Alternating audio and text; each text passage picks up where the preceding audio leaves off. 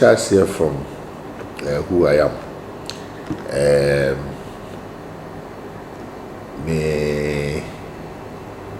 Me free Ghana baby. Me papa Asantini Ofi Ahinema Kokoben. And me mame Ifi Ankrah Keta district Achiavi. And me mame papa Ifi Oti Dodi papa se Akan district. Na yɛka sɛ Ankrah for no so mase efi nkran nisa wo hwɛ a na sɛ me fi Ashanti Volta Oti na bia Greater Accra na me share politics as wɔ University of Ghana kodi SRC president University of Ghana 1994 na your time no na lectures no call strike. Instead of say me transfer for 1 year, no, me transfer for 2 years. 94, 95, 96. After 1 year, no, and I look so quite better. Now me contested as coordinating secretary, and we did kunim. At the point, so now me grab both SRC and Nooks. So when I'm the share the politics, I say, you university. Na mkoye adwuma private sector mechanical lloyd near ton cars BMW Land Rover Satan dia na if you say the pa bo me time na me BMW na ye Land Rover near car pro all over Ghana I ton cars in the year 2000 and my constituency I also West Wogon omo car say me mra as parliamentary candidate. Na because Okaya that 96 election no and assembly by assembly could be a court into the way an assembly see kono normal for set MP no so side kwa e be an awenya it's answer me no University of Ghana background into no memra mejina and the throw letter at the man the company some of me leave of absence and I'm say there be company on the way sit here no once I don't work akwaje politics mo dia untimi ne omo je adwuma nti I had to resign I'm doing my beje contest the year 2000 also na and from aboni bi ball NDC I just say a year of change go 4 years 7 years into me economic campaign I'm say oh we dey opa dey anke po wasamo Saudi independent crowd be beto am ba NDC pa dey we to ma wa be e moye bi Rollins wa be traso 19 years you know that kind of thing nti e koto aba no ye ni nkunim nti free on after 2000 na mkoye 2001 na mkoye me masters in international relations e wo Lagos Center for International Affairs Lense nti mi wie na ye consultancy kakra me ne Ankrah support sa tuguba no ma ye dwuma legal resource center ne ade ba me na botaya me woni se na mpese me ye adwuma wo ECOWAS AU and UN because then I'm calling international relations nti ye wie na me try applications be call ECOWAS and now former security advisor Baba Kamara na Dr. Chambers area conference be wo Benin to drive me by road and you call the Kushia Chambers I'm doing my application man must me fan kwa Abuja na me fan koma the chief of staff to the following week me back and I'm signing a CV in Bibia at the kwa Abuja no mse meti omonka ti na me train say me ECOWAS appointment beba enu mu na Ankrah to ahoy ofre me say Professor Mel say Sanyaba now about the contest with Dr. Kwesibutri for flag bearership nti opese me na me deputy campaign spokesman said that Dr. Kumbo na campaign manager also na mabwa and I'm say papa me be call ECOWAS those days ECOWAS over crowd shares be at $3,000, $4,000, $5,000. Now all person me China me buy party politics. There be party politics here mo. Because me dey make country mo. Because Afriyie me kasaya na obisa me say eti ECOWAS na mpese me kono. Se me call na me koye ECOWAS na free me say mpese me ko UN. Na me could be at 10 years, 15 years na me samba Ghana. Me sure say me ni mo bi o Ghana ha na. By that time na me mates no mo nyina akọ animo. Me ba be dane wo. O me am krom. Experience am nya ya student leader ni nyina no. E dey na me kwa koye wo ECOWAS. O kan me say na amanti. Ba me ko feel na some no kan no na renew me trip. Until after about 3 weeks, I'm so quiet, I'm serious. So now I can. But it's magiato. Until I shall say, Professor Mills, no more shall say, I'm so my 2 regions. And I'm a co journey. Now, and a pro. No pay, just sacrificial. Now, the first weekend on the near Ashanti region, and I'm a call a radio station sometimes and a Kesben FM Saturday, no more very popular program. Into your corner and now Minya Penny my Gizo on a campaign manager for Professor Kesibutri. Into your friend online, and I mentioned I'm in studio and I bingo.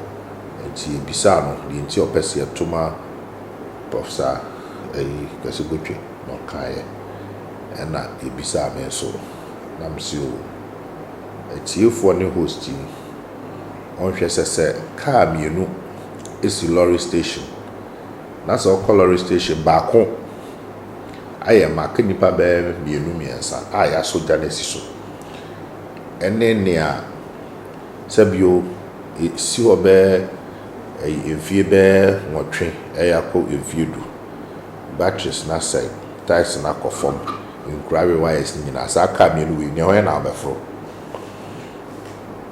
and na so o mefro ni I ready na say Professor Mills 2000 abaya to yi ono an ye de no kwa po bi enim no dada nya afi no ba be hya ase inu apanim Kesibutri oreza ye no ye hu ni bi enim be o na afi no no aba to ese car ya park it's a known a campaign message. The coin offer me, and then me call hall near Transit or say with your program. Now, those days, we used to and then time I bear 5,000. Let's get more do. And I'll say, if I be join campaign, I'm going to catch and say, me a spy from Kesibutri camp.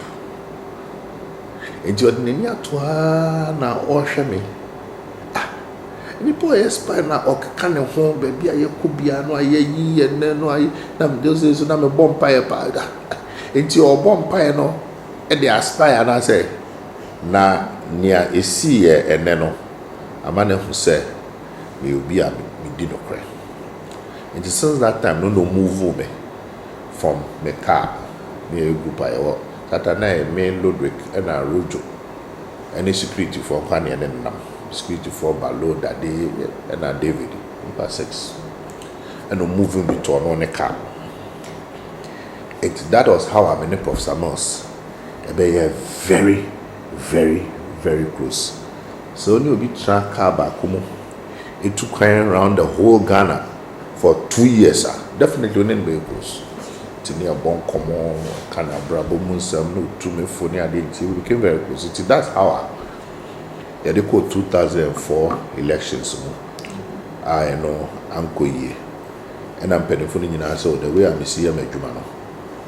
Even here some party office. I'm Kujina for Deputy General Secretary. For their Congress. I'm winning here. Another Congress, I think I got the highest number of votes. Over 80%, and the bar party office. Deputy General Secretary no, ni nipa mienu me ene Baba Jamal. nti Baba Jamal general no in charge of administration and I'm in charge of operations.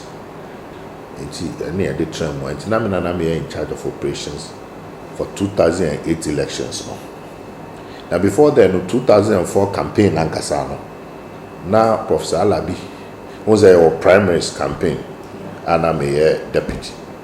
It's a campaign Ankrah no Professor Alabi no me a campaign manager. And almost I am a deputy campaign manager. It's a famous bar party office. I am in charge of operations. It's 2008 Abana Ayatoya. Now I'm in an share operation. Because election operations and never be a cook and we intimate security near there, battle, Muslim near the now. It's a horse here, Juma, ne general, ne Baba Jamal for some for ne Omunina here, Juma party no. They are doing crop, be a born home modern Aruna, no Mobia, and Afriyie. Ludwig, Obia, and I didn't kunim.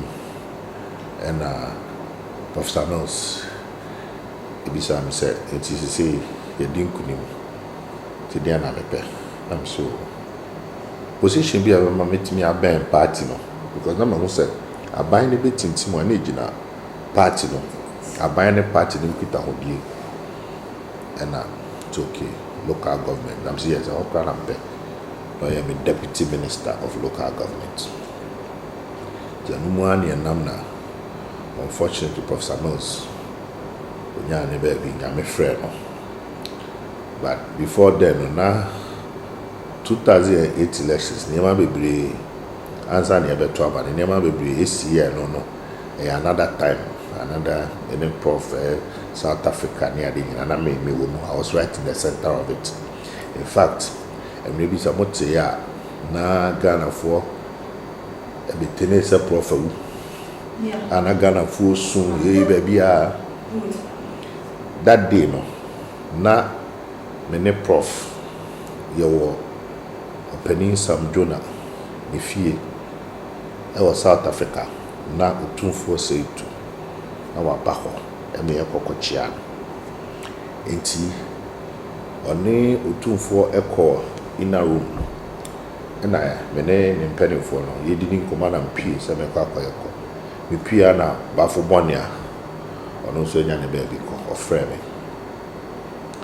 no your friend me conspi and also another story altogether because ne group bi ana ye person joma ha ma era ni meet tine me Daniel no Babo no one Mr. Lutrot and Victor Smith and then yes I conspiracy not conspiracy and I cause Oma and I'm so ma also our him family so all inside also a sure pa I'm say men now also yes so man I'm say how oh say men now so a sure pa there kind of correction I'm say there be we men now oh 240 no say any oba frame na when you kasa no nyi ni o me call back to them wana oni otumfo apie sana eyi ne mpanimfo no so ate don yi nyina o man yes wo any chance yes no say agana for pa nti obetra aka no e na me frɛ bafo boni ene arrange ene de ne to radio good kokonsa live the whole no car say I'm alive, I'm not calling from the cemetery. I know by this thing now. Enti enu ya dey about power. The mayor deputy minister obi wuye and I'm as campaign coordinator after a year na year. As election na be busome me answer because September na year bibia. To imagine say from September, October, November, yeah, to about 7th December. Then easy. But the boy home thing. Yeah. Na chubo na mahama o ne. That's I did na me nyina no. Na plan we chire.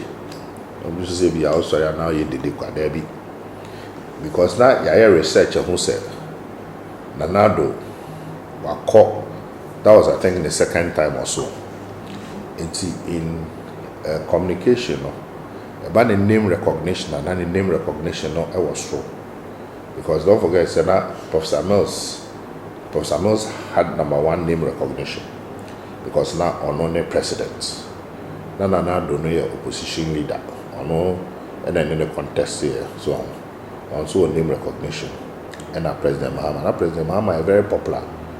But not name recognition or not as or name anado. It's never see a pepper in here. Bit me ama or no need akostro. And now that to boy Mahama me come Mahama number 40 times, 60 times non-stop. My 70 crowd. But now we can't be a straight. Nenkrofo into na nenkrofo de edidi agronomo de sa Mahama how many na communication just to make the name into he and also President Mahama said opposite Ghana qualify for World Cup na for youth Jida no I was say itimi a restructure no into court sports ministry na mkoa ni Ankrah ni say Jida no you take your office no now there are so many problems am I restructure Jida no and the recommendations be by Emra Fofro even the name change no kra no a committee me set up as minister and this are name change no and Emra Fofro a kwan be fa so a be nye sika ne ade nyina any baby are not seen to work companies na say be ombu aban ni you cancel all those contracts yes I money nyina no and I say what teach Ankrah nice because said the baby Ankrah nya free chop and na a block it na easy sir and then no moon na just say World Cup so moon sense na fear say ma be too popular ma be too powerful and say baby na eja it could do so. Yes, it's came here for supporters.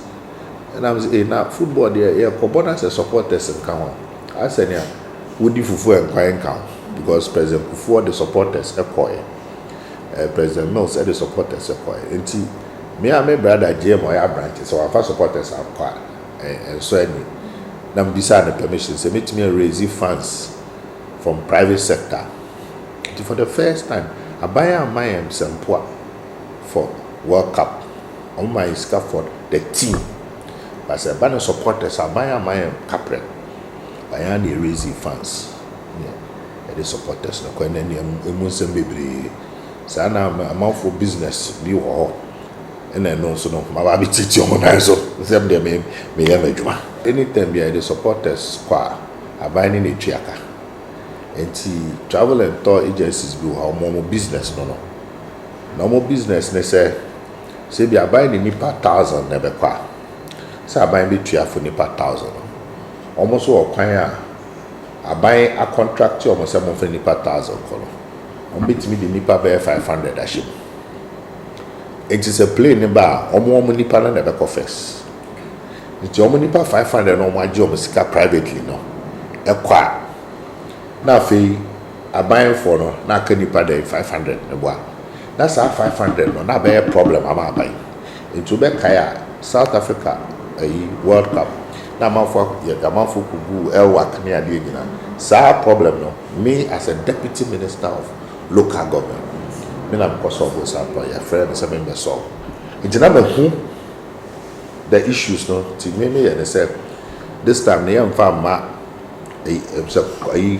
private for no omomra me bede oh na in the course no na just say na ebinum interest na ade but anyway any akoba e musem p na players on discipline na so many issues and the set a committee public investigation na we me forensic audit. I think I'm the only minister no abamwa in the course of no abamu the public investigation and a forensic audit by Ernst & Young. A forensic audit the forensic audit nature say evidence so why you BP near do call the prosecutor so you be receipt yes because I remember Saturday now me follow politics for we guys now on movement say who be sound na as it was like we are the suba Emma like na Ghana for say Now, papa we almost with this can no one was my position. It's not so without him because one day maybe sounds like say. By then, now yes, sports minister. Our couple this can. You see, trim yes, some opposition and not a criticism. And now say I don't know a more important almost some opposition. Me one almost see with this can. Okay, but that's the part where we start our question. First of all, no, let's get assembly. Some of that I said committee no, no public. Senka idea na ya pese di BBC a. So committees da. Ni abeti an say report about. We live. Every day ni in a live until be ehu. Until be no how di besi. Number 2, Ankrah and mame emotional no. It had nothing to do with money. Na nyesika sam. Omo bisa me say ni ekosi and say what was that? Sika nanke was here the mark players no. First World Cup no, your mom $50,000. And a second World Cup, your mom $75,000. In the third World Cup, no some $100,000. So, and I say sika no, sika. Bosia buying the ball. Ministry na say FA no because FIFA tue say scan back money broso enti scan ka ye dey more mo sa keke yibinya say scan back the science and some can ya dey ntem bebre no I can't even go into it no your call cabinet no and on tue scan so no so be more 75,000 dada na dey more 4 years ago no and the players say ball na ye kwakobo no yenti ye na ye pre mo journey e de bobo no ti se bibia ba we say na yenya so mfa so it is the first one mama 50,000 second one 75,000 and your mama 100,000 and only appearance fee no sometimes so na Ghana heading and near my sika the dollar ho asem nti abai no so for say kan any am 75,000 I might be wo kwa e mo mo hwe e bu 10,000 75,000 na mo je kan no mo so mo sa and a players no someone tiase and a FA said almost sponsorship sika beka ho and the count be 82,500. It's that made me feel say oh say more per 100,000 na ya the mobile be do 82,500 at least no one consider say the on mind mo sit na mo so mo sa almost one tiase etimi ma make a chair abai the president said the way I dey na kono I was abai suma delegation na the players no kasa no more camp I was Serbia Montenegro. It's Dr. Mustafa and the Honorable Edu Asare. And I small many players na kwa Kasai. I'm a players so Montiasi. And the answer na ye be free ha call Brazil from Holland training in America na e umwa aluta ye GSK. And you could do Brazil on the microphone before the first match. Na omo ba be kase. So omo enyo musika ball no problem. First match problem. And then Yamin Chad na His Excellency Misata Honorable Representative President na waba.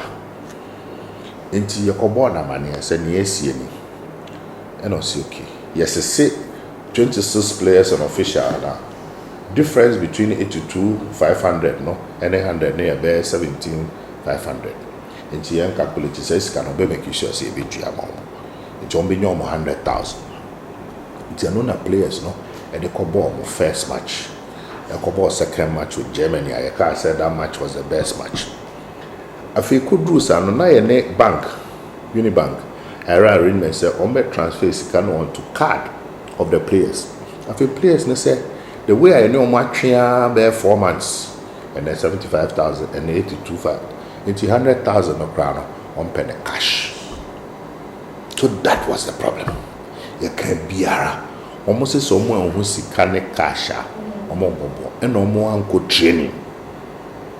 Now in football science, so what match there are number of trainings and what's all here. Maybe a training, intensive training be at 3 times. No about trial match. Now a day before no mobile warm up keke. It is our 5 in a position body no to be ready to play. So I may see any of them who start a bubble now with cramps. It's the catch as professional players, no more may say training are very affectable. I'm saying I just want to feel. So what did I do? many national security in an arrangement and this kind of a brom. So that's another story. 80 Emrana at the commission almost beside me said, it's Emra Sanema we consume nano. How did I feel? So it had nothing to do with where this can or we can know. Or say into Emrana players no someone penny or more good training. No, how was it? How did I feel? It's your honor me kai. The way how many players see a kasai, yeah, because players now me a fine power. Yeah, me no more kasai, yes. Look, match you crown up, so I net as the energy, so more bomb who want to now come anymore. When you know more career a bit change. Now we wouldn't say after that, you know, most of the players from career go down.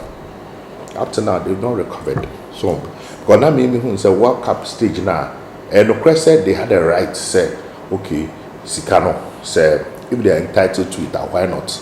But at the same time, as professional players, no, or someone dream or career any of mine, no, because to play for your country, they're a privilege. But but that is not for this interview. Until a bad son, I jagged me beside no, a mammy kai, so I became emotional. We share video now, and you see me soon, rubbish. I was a Ghana for a Terabia. You know, I don't know the word to use, but the level of because a live video, so I idea anybody who watched it, you know, maybe who saw someone you be no, and the videos are there. I can give it to you to go and play. Oh yeah, me says so beat me about that session. I don't have a problem, but now you question you be me. It had nothing to do with money. It had nothing to do with nothing. It's just about behavior no more put you know. As the minister at that time, now me no more kasa me strong mo de mo ko ye training mo sabeka musika. Now me struggle say sika no be bani at the end. How did I feel? That was the whole question. Okay. But and I make say some no na nema we chiri. But at that time I didn't know. It didn't say me catch us say I was becoming too powerful and too popular. It didn't say your name Egypt for ball no. You show almost 6-1. It been see that. To be say, hey, guy we Jana and World Cup no crown. Or you Faba and I said Ghana back of finals and I semi-finals until I was here stop no. Oh yeah, there were so many, you know, a lot of the stories no that they were sponsored by people. So I say, minimum by me their job. I've forgiven all of them because even some of your colleague journalists will be talk car brand new. My journalist, your man is 6 times or no one kasa ever catch me. Or more here, but I've forgiven them because they didn't know what they were doing. What I said because some folks said, "Namidi me call about be some person contested president and some who be agree." So into all those things, no. Na enema shechiri wo hwe commission no eyi nyina ne reporter kubi asem enim Ankrah for see ekoto kubi $1,000 just say and so there is nothing like that in any reporting. There no question like that even came up. E bi ne say me maame no ton eyi replica jersey omo nim say me maame ko anti Ghana me maame eti abrochi for the past 50 something years. Onim the difference between corner kick and penalty. Onim ho hwe. If you say my wife nana ye ketra, my wife onim ho hwe. My wife mami we 2 weeks. And I near call World Cup na me dey quiet. Me to ticket airport to go. My wife name me 2 airport to go. Me amiska na me dey quiet. Baby e ko try me ya no wo krom or no ni feel on the my me try. It's not stories no. Yes, many actress be a quadrille and money $20,000. Nam say, is that your actress in I asked me if I call heaven $20,000. Ni pay na onya madam for me shano nyame out or nema me lack and say me shiana da during the tournament. Sakabishiana and Kabaomis meaning be a picture na baby. Imagine say coming into a picture. Hey. It's in no chin and who say, oh, Sena a year manufactured stories. Almost to me, draw story, no, na almost as on their call a Facebook. no more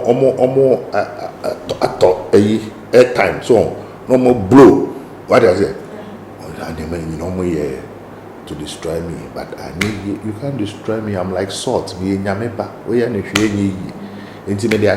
we've moved on so say no near a dianim as a party they say e be dum kunim nti say the dianim say honorable Elvis Afriyie Ankrah or see yati will be and I know social media say obe standing for general secretary position nti e see nti o no say e kra na say o general secretary position on my NDC oh no crepa say the misika na adwuma no ya ye bia from deputy campaign coordinator for presidential elections Afriyie to deputy general secretary in charge of operations 2008 na about one in so 2016 sign nyama we see it no they me call Flagstaff House na ubisa question be say about the sign na here do call because aban ebe na adwuma mo ye adwuma on evidence aban ye na adwuma on newspaper reports say be say yakase say but answer na aban be take decision was called share the facts and no pray and who say as a mom can no pray be any say mu nti that's why I was made a minister of state at the office of the president in 2016 election na me ni front man shada ya mama role bia mama and play 2016 major role bia but of course as a party you na me so me here na bitimi dia boa nti 2018 na mo law school crowd jimpa and yes I be friend me say me na member boa as director of elections initially na me say me because na mama go through no na me say you know but actually the compare boom am susu ho check of am so no na me so bibia me ba be ya either say me ye 100% and as me nye na me so adwuma mu na kakra na me feel say we share the way an election directorate na city in the past can Ankrah for PNT by election directorate maybe take a position at least for aba be who structures I do go akwam programs here training here nema bebre at the way it me hold madam Jimenez accountable Ghanaians nyina be who say no ma me nema bebre na so ani ni nyina no I led all those things and I feel sure battle na nkasa say nyese na Akufo-Addo na nitimo ode a oye wudini a under his watch for the first time in the history of Ghana nipa wotwe ewu 8 people were murdered in cold blood. That's a man from Pesieka.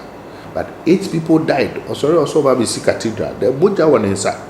Nipa wotwe and na seats na you winning 142 seats clear.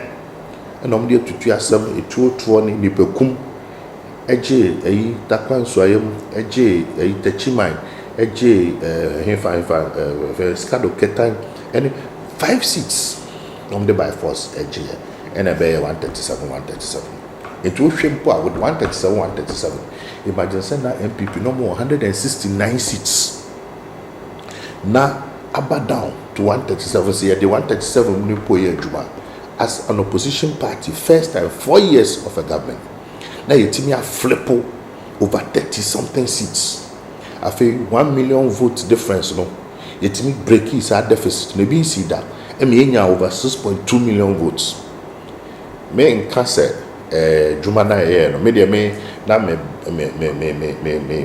target me say you be din kunim enti ye nin kunim no anya me de so but at the same time also share the facts so for the first time in the history of this country we say about na 4 years for 8 years now after the first 4 years of a government now yetimi a force government no ma hang parliament anka presidential cry call runoff and a Jemensa or years and Dios declaration now yes say over 100% or yes second one less than 100% up to now you need figure the winning presidential election so yes Ankrah we did a very good job we gave a good account of ourselves NDC did a very good job during the 2020 general election nebo munanga na force eka say NDC ampepe NDC afonema tuna kwemu if is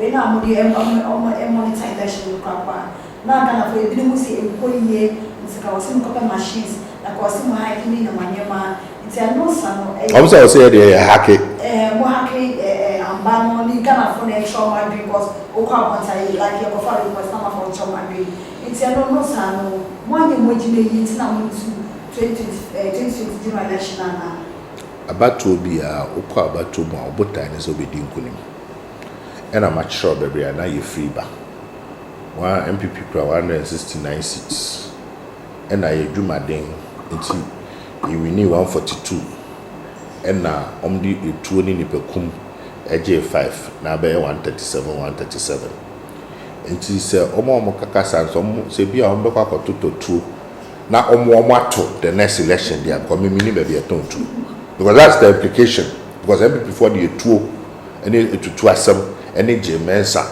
ene de declare results enye no kre it is no na omo hwe se yenso yenkope tuo dia me madwuma a ye de ma me no etuo to enka ho na mum after every election bia no be transfer ahwe esan se ye ni nkunim timi nkra tra nka ena enti na mka se asem no me ka mo bia mfa ma no nsi bone me nka se nkugu na yedi ye no ya bomode da bi ye pese bi di nkugu na yedi nkugu na wo se trust ne hwe niema be ne tosin ekwa be ne bitumi afa so a bi sisi sa akwa no eno no ya de ayaye aye koso ayeye yeye hyehyɛ se ni aye ba be to biom no ekwan bi ana eye yankasa niema bi anka wo se ye ne ntap kakra niema bi anka wo se sisi ano eno ntina for example wo hwa sisi ye focus on your branches so eni answer na abato no ubedi nkunim ana ubedi nkugu a enya da ye koto aba no na ubedi nkunim ana ubedi nkugu ehihya obeye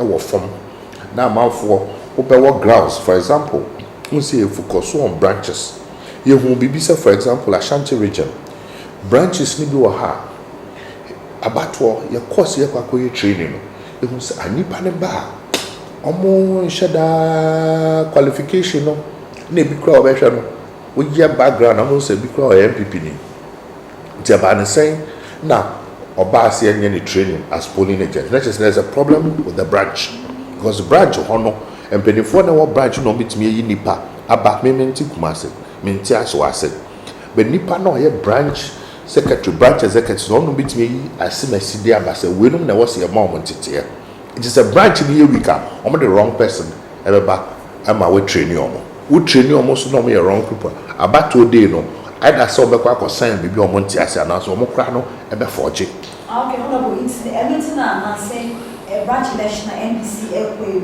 omaye strict so converting like yakọ grounds yes ebi see that na one who need pardon yes one quality of people are emerging or branches lawyers doctors professionals accountants men call for men call am trauma dey university me come in am come about me university na me try there with UPSC from 2005 to 2009 na me head of English and Communications department intemra me deputy general secretary na me san try there with university me am call am bebra me titi omo dodo na ya branch executives ebi kura bi say na ana na mo university graduates lawyers na there modi branch but the branch no when you na right to a branch constituency region national enkosi babia enti the way our branch elections no connect so nipa because you who say you strengthen branch enti na ma focus o wa catch you cry constitution the constitution na eche your plan be fa so e be election from branch to constituency to region to national to flag bearer enti you follow your constitution so mo ya mo dey na no ye mo amasa by end there you follow your constitution and ya to your book ena ohwe branch no kra yesi ewie ni nyina ewie na fa ye nyina yetu ye ho egu Ashanti ni Eastern because a whole na problem no one resource ne be ba no bo na resource no ntoso oni nyina because a weak branch foundation ni ye weaker edan ya obisi edi esistro no e be weak enti eno ne niam a ye edi asesa niam na fa ya hwese 2024 no se nkunimde na ba eni beda ho na nkonko yese tight ntina je mensa o de bia akwa ho ne ade na chese akwa procurity problem no enti sa experiences yi ne ade nyina enti for say enche bia no Mobeti say a why vacant. Remember say may premature, but a hope at that I'm going for the general secretary. Okay. I guess see general secretary position on your man so Ubenya. Now we have NDC 30 years. So far no into the Bena, my year ni other things and my year party more 30 years in DG. Oh, sure. Never be brave. Been say, a launch your book na basic. My name is Okobia. Some wumpa the history of the party. Said there is here, or more here, or more party of various executives, and near my ya the sa every way air chair because 30 years to go hard at an air wall. Boy, I want to know 5 years, boy, 7 years, 10 years. Nipa dodo na new generation abano. Omo nim Rollins po. Omo nim party na bakosem. Nti ya yen hihya ya de church amanfo baby a party ni efri ebae na me feel say na no ye kwa yie wo central region na me ne penifo professor kwam na ho enom edi nkomo na me say NDC ya ho bone e de che say ye history ni a story ni yan kan yi ya makwan my opponents ni mom no e define ye na media baby a me hun ade no say ye kan Ghana abakosem a we Kwame Nkrumah free wa the NDC party abomodin wo Ghana more than any other party impuntunyuma from electricity rural electrification when I buy PNDC NDC rural water when I buy motor highway from Ankrah Kopaga when I buy NDC and the Rollins decentralization when I buy local government system via district assembly yetimi sika emma all the district ocean developments about district na it's NDC we no buy this local government this assembly sika no omo aside from half said the omo redirected who ne omo ye district no go na egu every single sector education schools are CC here by how many universities were there, how many universities did we add? Look at polytechnics NDC PNDC ya yebia magana but I'm saying Tony home papa and they allow opponents na near bufu kra ne comes corruption kata session employee just say I am a bufu ma na no make be say ura me nua penny Mike Hammer or ya ade bi o kai say mra no mo say aton eyi Achimota forest I won sensem bae no mo kobo ni din o kan say bi man mani chi or say he is daring them say so binim say our buying plot one our baby omra mechere that is NDC for you that is the spirit of NDC and America say was say all other ministers so that should be the standard to say me say my dear MPP 11 times we can 12 times my dear almost say so almost for say me me wa ba mu me ye bibia ense na mfata me twa me fa me ko I've done the 11th time we can when 12th time I'm there the life so I just say ya ma ba mu say ye ba be pe ama ye ho yes sika nsuma so mo wie sika de esi anka we will see look at these people omo buy less than 4 years look at them they can't even begin to compare. Bayana ya kaya ho ahye na yentimi nkasa na omo de corruption. You really? Oh, my typical case study. The lose election 2002 thereabouts because New York. And I'm down for no stock exchange. What talk brand new car go 5. Now I'm 7% me ko DC. Now me ko hu Ankrah Kofi to be kwache. Na to be kwache DC na the home fano enti o drive me ahwi you could do fie no mo hwe fie no say na say to be die no e so chen say you a very big house and I'm so if you are about me anya dey no so that I'm so patch or say oh how to be was patching with Michael Bobi when you baby call former Minister of National Security. You know what that means? former Minister of National Security was betching. We need that bridge. I can mention them that. Just say, Yamahu Quine, John Mahama, one to see John Mahama. I was dying, Dubai. One thing. They saw a ship, Japan. Over say byway, some communion kuku boo back Dubai, a chess John Mahama, they are common for a whole picture and video. My. So what I say, it's Yanni Amahu Quine. Going forward, it's not going to happen. Maybe be the general secretary. Man, it's not going to happen. Yeah, Mahu Quine, Momon Kassans and Fono and get away with it. We have to respond to them. What's he responding? Momo Bokrono, a PDS 11111. Mo Faripo, some more Mubinya Saku Kudrono. About the catcher say, are you serious? JJ Rollins ever transferred 19 years. Oh, at the end of the choir. Where are his properties? So they shouldn't try it again. That nonsense will stop.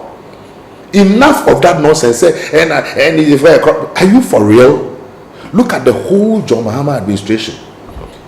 Okase cases are come say when I work up, there was no issue of corruption. Forensic me say me forensic audits. Okay. Me the MPP for say all ministers they should line up 24 of their ministers. Near no forensic audit. Near any forensic audit. Near said the rest of us who will not end up in jail. Okay, hold on, Pachona. His Excellency Nana Lunaku Bifando or say his ministers are outstanding just all day. Like almost corruption, none of them is corrupt. It's a no son, Obeka said, still almost in the embargo team. You see, whatever it is, no, he's still our president. And come and be used to where to be. So that I said, because say we are penny, na say ubi him say adeni mkoye, na say wo say koya. There must be something wrong somewhere. And I no pay me call radio station me about Shaggy emomo. Unim Shaggy nyom no. Eya akọ Shaggy nyom ne wasn't me. Wasn't me no. What is wasn't me? And only almost strategy almost used to say. We be Fitch NDC, Standard & Poor's NDC, rating agencies NDC, IMF NDC. We are saying who say but we are not the cancer when the fundamentals of the economy are weak. The exchange rate will expose you. What is the exchange rate? The unbiased say less than 4 cedis. Say it to be every single sector aside. If the president be so bad now, home so home na tinimuno, and the be a distraction. Home so home. Oh, a pride and arrogance. So be dia tum so niam ankoye. And a president Mahama advice and pese me magana fo nyina eba. Na academics economy nyina ye to adwene ye kwan be fa so a or how are you ye be free mo. There be on yet because home so and a country ne sinkia na sinki. So as break one hit. Break it to be. What breaking the economy? You've broken the economy. You've destroyed this country. You've destroyed our democracy. Also as to break one hit. Papano, he's living in a world of his own. Obey Yasino, Nisusi Yina ne se, obey than president. It's your known Yana Koma Penwenya. Adia many naso Mesaka president to Adia many naso mesa. It's your Namania also well, grab more brain in our Mokan and Fana home. It's your no, he's living in a world of his own. Now, communication deliberate. What wasn't me? Wasn't me, no, your coach or Bane Bema. Feel you, life, yet you're naked. Or say no one. We said, and yet local. And yet local. Say, Ubi who said, I want you to be Riasia Yadane. And your man could ye. Instead, say Penny. Baba can be oh, but the name of also ministers excellent, you know, any CCC minus, you know, excellent, you know, any agric say Jenny Krayakra, excellent, you know, and no name a school feeder, man Colano 1 cities, excellent, you know, and no name free SHS and Colani near Bianini as I say behind the scenes, who himself fee pay parents a contribute to and son it's me and Cola. Is there something wrong? No for some desire and thrown on to try some Ghana for about 2024. na so mfo se nneema omo ye 2020 na omo form ho die na e be sa happen na ene omo nyina yie because 2024 Ghana for o se Ghana for the 20 NPP it's any believe in na different parties oh 2024 election and this the believe in how is the party be you and this believe in pa eno ntina nneema omo ahya ase so omo ye so omo de manipulate system no eno na disi a person ya hya ase a ye kire Ghana for say ebi ni say sa eyi your friend is saying NIA card ya chinchini a che chimensa ne na pamfo e person e krata ye wiye so pacho tie ni yo NDC for yen ka say yen pesi use NIA card o yen ka sa so NIA card no e part of documents so kwa registration and the it will be a copy NIA card no mo card here card ye wie so I say can I prefer nansia uslabe ka say enkofo or extend SIM card registration to September e dey na can I prefer be kai or say or no be ntimi nhye no e no no adwuma no ye no he's not working according to a timetable it is a big September no nwie ya obi ntimi nhye no the same logic say bibie ni wa kire say na e betimi awie registration ama Ghana ni bi obenya card ohia card also nya card ebenya card by 2024 say brebe no very unreasonable say electoral commission ebeka say agi say na e card nkwa na ekoba ne say samre ni du na se wa nya bi anya say wa na wa nkopa bi o na e no na omonhyehyɛ because almost share say on can say in fact in the law no yes within 120 days 4 months I was on account card and go for from within 1 year 2 years or more card and what is the guarantee some between we amobia was on your card be a card then you parent 8 million akwa registration e jumum say bibi wa chire so eti sa eyi na omode ba no so I'm for say near course so my NDC for there as they say revolution party and because say a door man and a democracy any the buy na ya na yen pese be bibia e be say democracy no but constitution also share yourself obi biara obe bibia e de etia democracy de ho kwan say e be sorry etia no nti ye mo warning say be omo kono mo hwe ni see say mo pray for 2024 general election ya e be saying na NDC prepare out of the believe no advice we do preparation is ongoing and I'm actually say from the branch elections no we branch your constituency election on constituency near region near national na fe yakwa yi flag bearer ti yi flag bearer na fe ya share campaign ase na enuma ye kane no na dia che Ghana for the MPP for ka so mo ba be ye omo ntimi ye be che Ghana for na fe enema ya hye se be ye manifesto ye be review na ye de nema fofra ba kwan be free ye be fa so ye be make sure say dia oman na nima gu ase atete apansam we ase afa ni nyina so omo sere onim say Ghana ye sikasam Ghana's currency one of the worst performing currencies in the world country omudi en kan El Salvador no a country of 3 million people 6 million 3 million people na sa country no omo compare so omo koya Bitcoin and a Bitcoin collapse here. It's a collapse economy. Omunkwan edi anim. O come see Russia, Ukraine now muna bombs ni kosi kra no. Omo kra da number 8. Omo ye better than Ghana. Baby aye two bomb aye kum nipa no. Omo economy no omo currency better than Ghana. Russia now omo two bombs no. Omo currency no cry is stronger than most currencies in the world. It's eba na saying.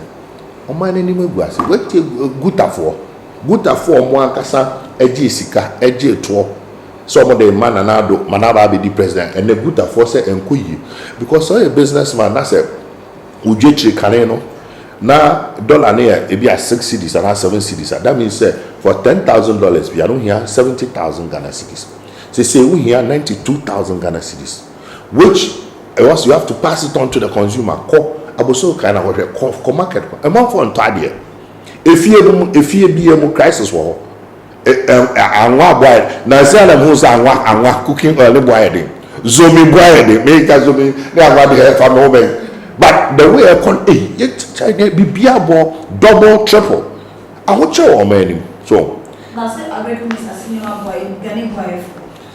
Me pa cho bebre o say sometimes no me say media for no mo so mo ye mo adwuma mo bisa questions na pa cho asem no kan sebi onyansa wo. Does it make sense to you? O te Ghana ha o come market and never buy for. That man is not okay. You say a football call abesisa fertilizer at the call. So o te Ghana ho so to Pluto, so to another planet. Obi be anywhere, we are not agenda ho. And near my yokobi. Okay, say, oh, and near my boy a ding. But you say, Nemo, Masoya, no, a quine, we, na ye, Sabay, the big HB, and Nema. No, be also reasonable. So, wasn't me shaggy strategy, no, in the face of reality deny. It's completely stupid. At the end say net here and for market at the end born say net here was denying into bibia kotu or say oil messiah for farmers. Can you believe that? We see and to Obama no say president anyway sending president Ankrah said the ministers are extraordinary, they've done extraordinary well. So what I say, and I say Sebio, he's still our president and even person me use USB, but there's a disconnect between fact and reality. It was who said we are in a crisis. Crisis, no, it goes beyond the cost of prices, the cost of living. It goes beyond the economy. There's a leadership crisis. There's a leadership failure because you a leader. Also, when you're tema, edema or mine or any or mine. It is a lose sadie no. That's a war in spite of the fact that Hochaba go for complaining. Now won't take. Now they all say you agree with me. I saw a messiah. O finance minister saw a Obama me saw a risk kid. Was say Wadani IT why. The whole thing is like a joke. In the face of all this, so see you break my head. They'll break their heads in trying to break they will break their heads. We will not allow them to break the democracy. They will break first.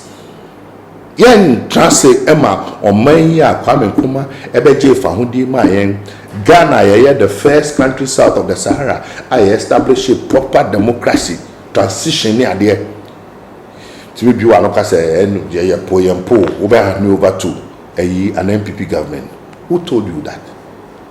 You hand over to who the people are voted for. You don't hand over to who you choose. In this Okasasa, the president doesn't speak like that. I saw them talk about their memoir. Okay, one of them. It is assembly or the political affair for now. Say no, who say there's difference between NDC and NDC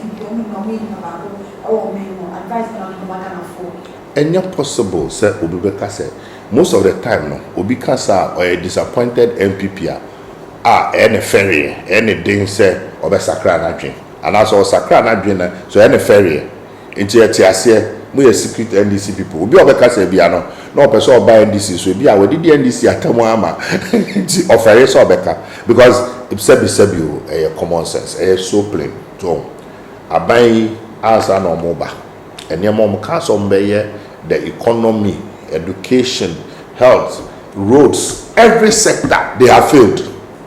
Keta se shene proye me say ya peso oka scandals obviously jida yen investigate jida any solve problem no. So how do you accuse us? Oka Bas Brandon President Mahama Emma minister no resign. Emma the money was refunded to the state. And I did Ford how could we allow such nonsense? What will be a bribe na car no or the aqua to pool? One found caught in few or the car no to pool MPP for almost secret before you use a car. What kind of bribe is that? Near Transiama, yeah, for that a say you say in confirm to William says our story, it was completely untrue. I branch no yes our story no. And then no breed. Completely untrue. Area also no some more car keke. Say confirm to Burkina. There was nothing like that. Bawaka na tonko food trim normal keka. And then Ubi Akwa to Kube $1,000. Are you okay? Kube $1,000. And then the Kwakoma just say oh, and these kinds of things, you know. And I'm way more by 1 week, one scandal, PDS. And then every day there's a new scandal. I scandals no problem. I from Ghana for this follow you. Every week it be a different one from the presidency. And now no Martin people work kind. Presidency no headquarters of corruption. No crap. Minimum as no and of course so what can say no crowd side. No crap.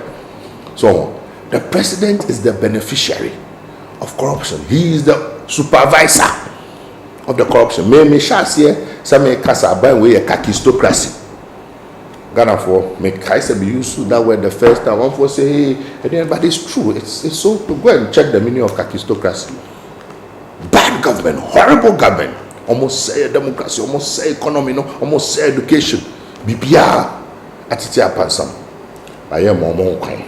Now the final words they said and near cost you by elections. So I said James and then a boss man name is Rebo Koku. How many BB Diabo? Kamiaka said near C 2020 now. Yes, you and Yashi in your man in Canitino.